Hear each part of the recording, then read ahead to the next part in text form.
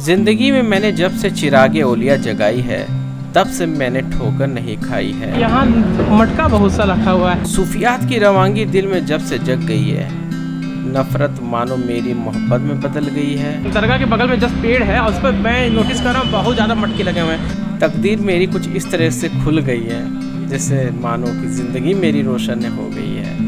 अचानक से मैंने भी कुछ मन्नत मान लिया। उनकी दरगाह है एक पवित्र स्थल, है यहाँ प्यार का पैगाम। हज़रत अबू बकर तूसी हैदरी की यादों में है हर दिलों का सुरूर और अरमान।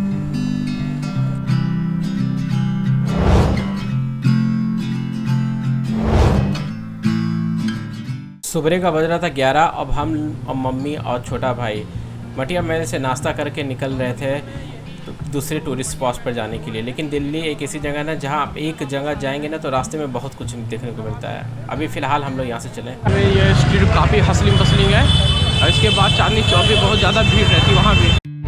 ये देखिए दिल्ली गेट से हम लोग क्रॉस कर रहे हैं, फिर हम लोग हज़रत निज़ामुद्दीन की साइड फिर से जा रहे हैं सब और फिर से इस बार ट्रैफिक देखने को मिल रही है। आगे पड़ेगा तुर्कमान गेट। तुर्कमान।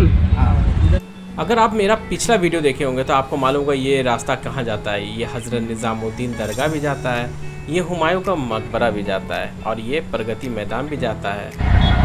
जैसे आप देख सकते हैं पूरे उत्तर प्रदेश, दिल्ली, राजस्थान में सिर्फ एक दिल्ली ऐसा शहर है जहाँ इतनी बरसात हो रही है कि 4 दिन से मैं सुन रहा हूँ यहाँ बरसात हो रही है। हम लोगों का आए हुए तीसरा दिन हो गया है और आज भी बदली छाई हुई मौसम, बाहर अभी बदले हो सकता है भाई साहब। हाँ, पूरा रात के जाम है दिल्ली के।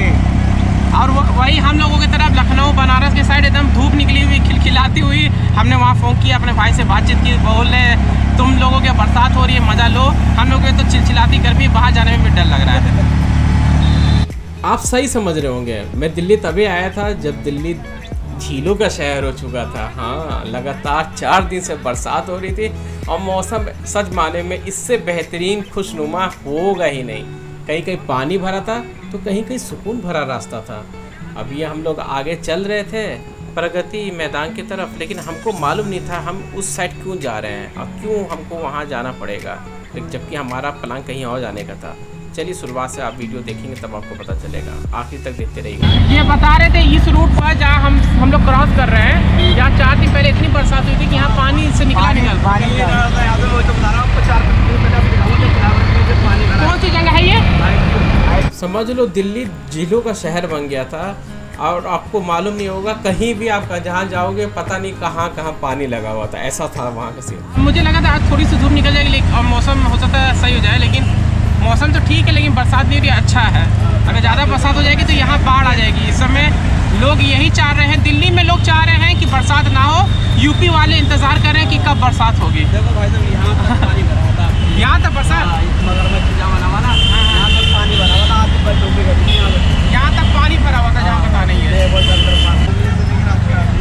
ये हम लोग प्रगति मैदान गेट नंबर 10 के पास है।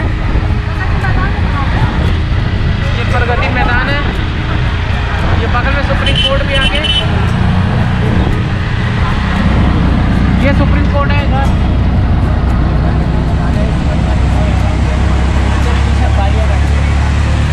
ये क्या है? ये जो आगे लाल लाल है ये दिल्ली की ऐसी जगह है ना जहाँ कुछ ना कुछ आपको देखने को मिल जाएगा। एक ही रास्ते पे जाएंगे और कुछ बहुत चीज़ें देखने को मिल जाएगी। कल हज़रत निज़ामुद्दीन दरगाह के लिए इसी रोड पे गए थे, लेकिन हमको मालूम नहीं था यहाँ सुप्रीम कोर्ट है प्रगति मैदान के पास। और वैसे भी प्रगति मैदान के पास बहुत सी जगहें हैं देखने के लिए। अभी यहाँ सुप्रीम कोर्ट जो है ये आप देख सकते सामने डेवलपमेंट में चल रहा है, ये काम हो रहा, काफ़ी खूबसूरत बात है देखने को लग रहा है। माउंटेन सब लगे हुए हैं। और ये क्या है? ये जो आगे है दिल्ली एक ऐसा शहर भी कह सकते हो ना जिसको ना दिल्ली वाले भी कुछ लोग नहीं जानते हैं। मैं पूछ रहा हूँ ये है क्या सामने वाला चीज़, क्या दिख रही है? ऑटो रिक्शा अंकल को मालूम ही नहीं क्या है ये, आप बता दो क्या है वैसे। कल एक्चुअली में हम लोग इस रूट से जा रहे थे हज़रत निज़ामुद्दीन दरगाह को, लेकिन कल ये दरगाह सामने यहाँ लोग हमारे जो ड्राइवर साहब हैं वो बताए नहीं थे कल, क्योंकि थे ही नहीं ये तो हमको मालूम नहीं था, कल कोई दूसरा था। तो यहाँ एक दरगाह मटके शाह दरगाह, ये भाई हैं, इनका नाम क्या आपका? जाकिर हुसैन। ये बताया कि यही दरगाह हज़रत निज़ामुद्दीन दरगाह के बीच में यहाँ मटके शाह दरगाह भी है। इसके बारे में मुझे नेट पर पता तो नहीं चला और ना ही जानकारी थी। कल इधर से हम लोग आगे निकल गए, पता ही नहीं चला। तो फाइनली आज इनकी वजह से ये पता चल गया। बाकी यहाँ का तो व्यू बहुत अच्छा खूबसूरत है यहाँ, लेकिन यहाँ चलना पड़ेगा। मम्मी या कोई बड़े बुजुर्ग लोग हैं जिनको चलने में दिक्कत है तो यहाँ थोड़ा ध्यान देना पड़ेगा, नहीं चल पाएंगे। सुकून यहाँ बहुत है, पेड़ पौधे बहुत है।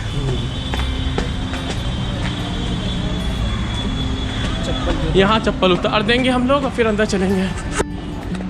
अचानक से मेरे अंदर क्यूरियोसिटी जाग गई थी, क्योंकि मेरा यहाँ आने का प्लान ही नहीं था और अचानक से दरगाह दिख गई, जाकिर ने बता दिया। उसकी वजह से मेरे अंदर एक समझ लीजिए एक चमक आ गई कि क्या है ये, चलो देखा जाए। यहाँ बहुत दरगाह है क्या? कहाँ पहले किया जाता है यहाँ?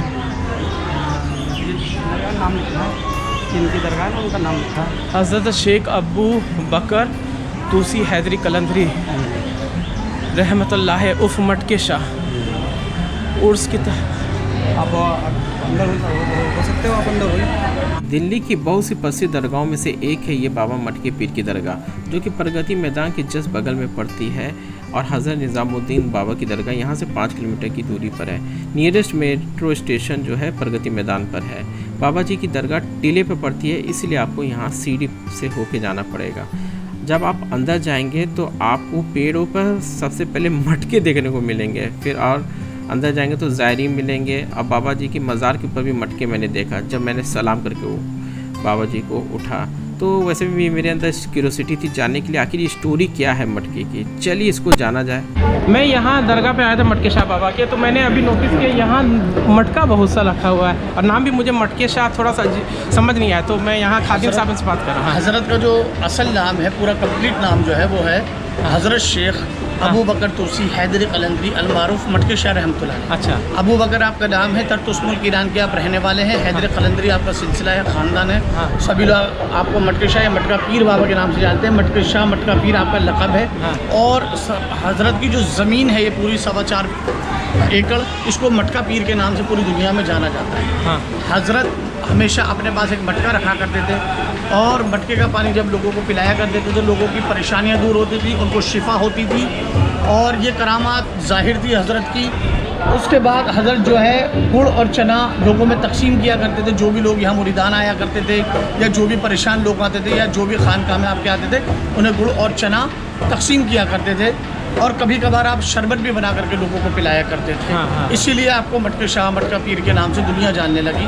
और बहुत सारी करामातें हज़रत की जब सामने आई तो यहाँ पर लोगों का तांता लगने लगा, बहुत भीड़ यहाँ पर होने लगी हज़रत के दरबार में। तो सुल्तान कुतुबुद्दीन ऐबक को जब इस बारे में पता लगा तो वो आपकी आजमाइश के लिए, अच्छा, वो तो हर जगह आजमाइश करता रहता था। हाँ, पहले के जो बादशाह थे उसे थे मानते नहीं थे, आजमाइश किया करते थे। हाँ, हाँ। वो हर किसी को, क्योंकि अपने आप में वो भी एक सिफत रखा करते थे। बादशाह की एक अपनी पावर होती हाँ, हाँ, है जो अल्लाह की तरफ से, ईश्वर की तरफ से उसको मिलती है। हाँ, हाँ। तो इसलिए वो आपकी आजमाइश के लिए लोहे के दाने और मिट्टी का ढेला लेकर के हज़रत के पास आया। जब हज़रत से रूबरू हुआ तो उसने, जब हज़रत से रूबरू हुआ तो उसे अपने बचपन का तमाम वाक़या याद आया और जब उसे अपना वाक़या याद आया तो बड़ा शर्मसार हुआ कि जब उसे पता लगा कि हज़रत के वालिद साहब की दुआओं की बरकत से ही वो मौत के मुंह से बाहर निकले थे। अच्छा। तो उन्हें बड़ी शर्मिंदगी महसूस हुई।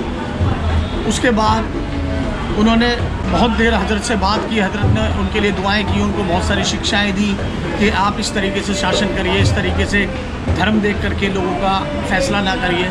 ये सारी चीज़ें हज़रत ने उनको शिक्षा में दिया। तो फिर वो जो तबरुक जो लेकर आया था, जो आपके लिए तोहफ़ा लेकर आया था, वो देने में शर्माने लगा। तो हज़रत ने उसको टोका कि आप हमारे लिए जो तोहफ़ा लेकर आए वो हमें दीजिए।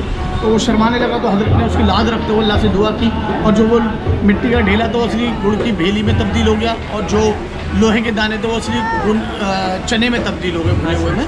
तो वहाँ भी हज़रत ने, अल्लाह ताला ने उसकी लाज रखी। अच्छा। इस तरीके से ऐसे बहुत सारे, मतलब बहुत से वाक़या दिल्ली में, इतने पीर औलिया हैं, इतने लोग, सब लोगों ने कुछ न कुछ करामात अपने दिखा चुके हैं। जितने भी बुजुर्ग होते हैं, तमाम बुजुर्गान दीन जो अल्लाह को राज़ी कर लेते हैं, वो करामाती तो हो ही जाता है। कैफियतों की अलग ही रहती है, क्योंकि अल्लाह ताला की तरफ से जब इनाम मिल जाता है जी, जब वो अल्लाह राज़ी हो जाता है तो उसको समझ लीजिए इनाम ऐसा मिलता है कि सारी दुनिया उसकी।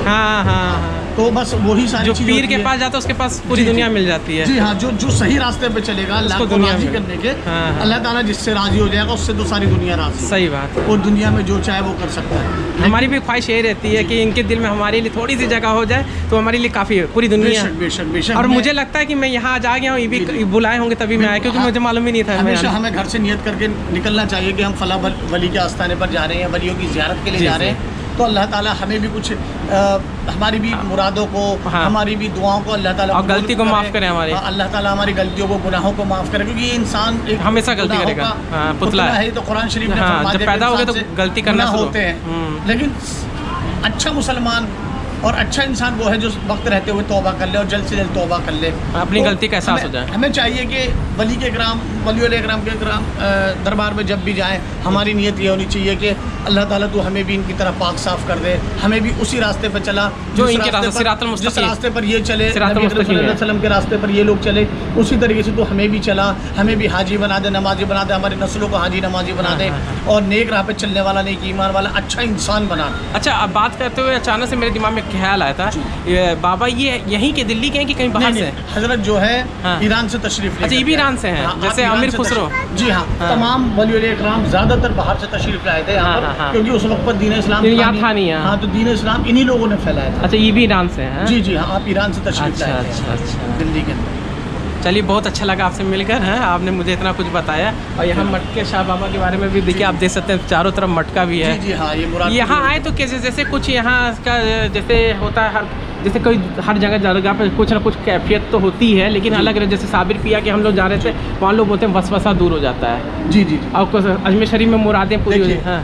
हम अपने पीर मुर्शिद के पास या फिर किसी भी वली इकराम के पास जाए, सबसे पहले तो हम हर चीज़ से खाली हो जाए। हाँ, कि हम दिमाग कुछ एकदम नहीं है, कुछ नहीं है। हम चाहे जज हैं, चाहे हम चीफ जस्टिस हैं, चाहे हम जो भी हैं, जी हम कितनी बड़ी ताकत हो, हमें चाहिए हम खाली हो जाए। हाँ, और हाँ। बिल्कुल अपने आप को उनको सौंप दें, बस अपने को सौंप दें उनका। बस उनको सौंप दिया जाए, और उसके बाद उनसे बस यही दुआ किए जाए कि आप हमारे हक़ में अल्लाह से दुआ फरमाएं कि अल्लाह ताला हमें भी इसी रास्ते पे चलने की तौफीक अता फरमाए, और अल्लाह ताला हमारे भी गुनाहों को माफ़ अता फरमाए, और हमें सच्चे और अच्छे रास्तों पर चलाए। नहीं नहीं, सही बात है। हमारी नीयत ये होनी चाहिए, नीयत साफ करके आएंगे तो हमें बहुत कुछ मिलेगा। इनका उर्स कब रहता है? हजरत का उर्स होता है रजब की 21, 22 और 23 तारीख। अच्छा, ये इमाम अली का जब रहता है 30 तारीख। हाँ। रजब वाले चांद में तो यहाँ तो बहुत भीड़ रहती होगी। हाँ, ख्वाजा साहब के चांद में उर्स में उर्स होता है, और जितने भी लोग ख्वाजा साहब के आस्थाने पर जाते हैं तो तमाम यहाँ लोग- पहले से होते हुए हाँ, जाते होंगे। दिल्ली में होकर जाते हैं, दिल्ली में 4 मज़ारात पर होकर के तमाम लोग हाजिरी लाकर जाते हैं। और अगर किसी वजह से, जैसे इस टाइम दिल्ली के अंदर बाढ़ आ चुकी है चारों तरफ और रास्ते बंद कर दिए गए, इस टाइम पर मुहर्रम के मेले का वक्त है,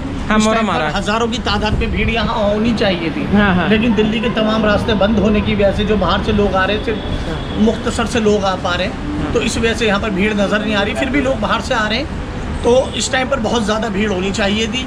तो वो तमाम लोग यहाँ दिल्ली के अंदर ज़ियारत करने आते हैं। सबसे पहले मटके शाह रहमतुल्लाह अलैह के दरबार में, फिर हज़रत निज़ामुद्दीन रहमतुल्लाह अलैह के दरबार में, फिर ख्वाजा क़ुतुबुद्दीन बख्तियार काकी रहमतुल्लाह अलैह के दरबार में, चिराग देहलवी चिराग रसूल रहमतुल्लाह अलैह के दरबार में होकर के तब वो अजमेर जाते हैं। और अगर किसी वजह से बाहर से ही उनको निकाल दिया जाता है, तो वो लौटते वक्त ज़्यादातर कोशिश करते हैं कि इन तमाम मज़ारात की ज़ियारत करते हुए ज़रूर जाएँ।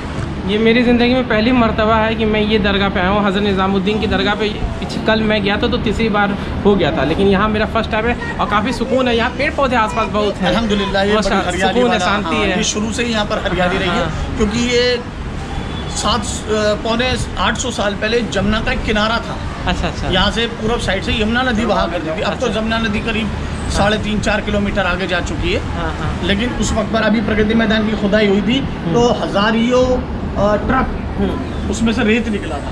अभी प्रगति मैदान को डेवलप किया जा रहा है, हाँ। तो हज़ारियों टन जमुना का रेत निकला था उसके अंदर।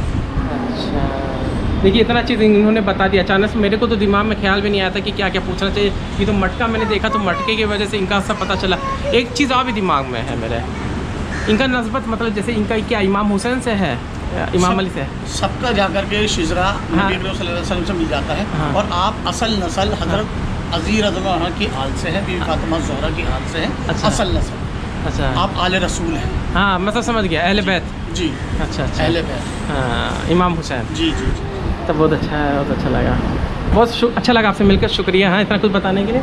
और फिर अगर मैं जो दोबारा मौका मिलेगा तो फिर मैं आऊँगा और इनके ऊपर एक डिटेल से और भी अच्छी तरीके से डॉक्यूमेंट्री बनाऊँगा।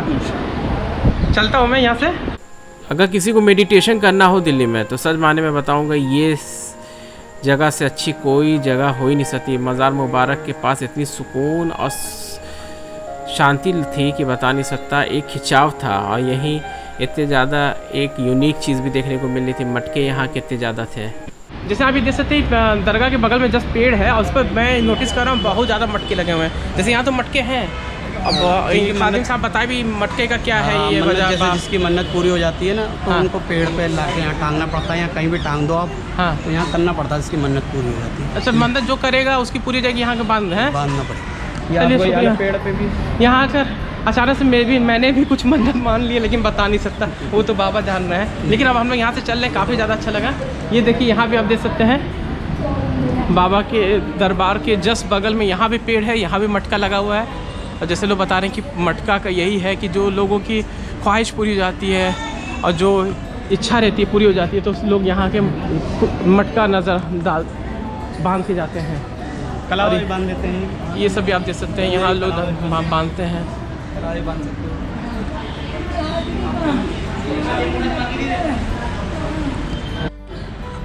फाइनली हम लोग यहाँ भी दरगाह पर कुछ कबूतर देख लिए।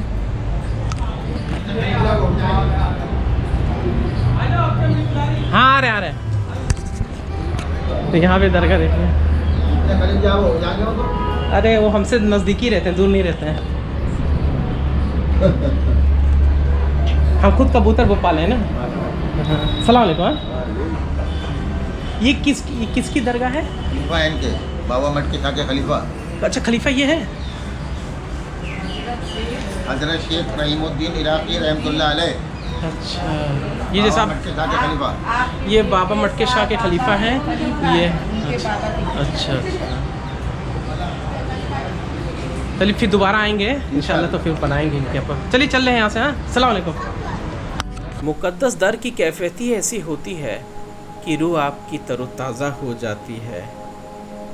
शांति और सुकून की तलब यहाँ एक ही सूत्र में मिल जाती है, क्योंकि यहाँ हर धर्म के लोग भी एक ही सूत्र में बंधे होते हैं, जो कि है आपसी प्रेम और इंसानियत।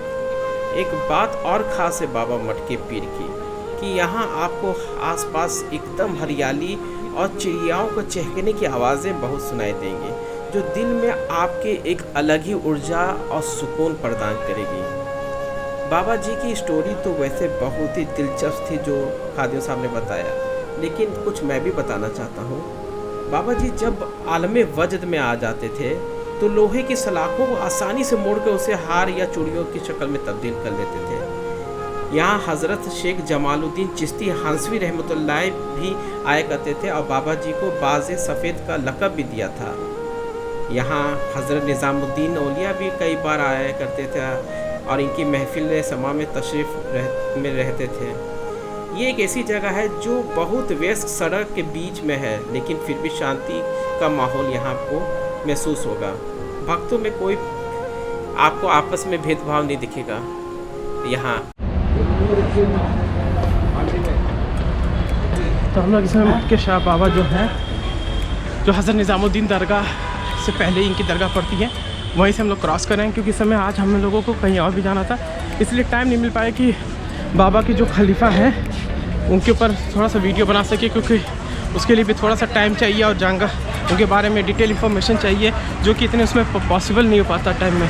जैसे यहाँ देख सकते खाने पीने की कोई दिक्कत नहीं है, आप आकर यहाँ खाना पीना खा सकते हैं, सब कुछ मिलता है। लेकिन वही सीढ़ी में अगर आप बड़े हैं, उम्र दराज हैं, बड़े हैं, तो चलने फिरने में दिक्कत होगी। तो हम लोग हुमायूं का मकबरा के जस्ट बाहर हैं। अब वही पंखा जहाँ बाहर चल रहा।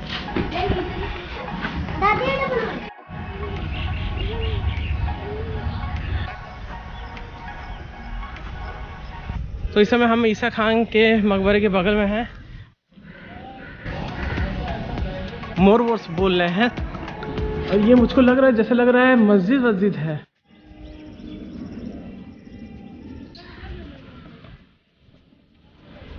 लास्ट टाइम जब आए थे तो मेरी मम्मी यहीं बैठी थी जंगा हाउस में, भी उनको चलने में दिक्कत हो रही थी।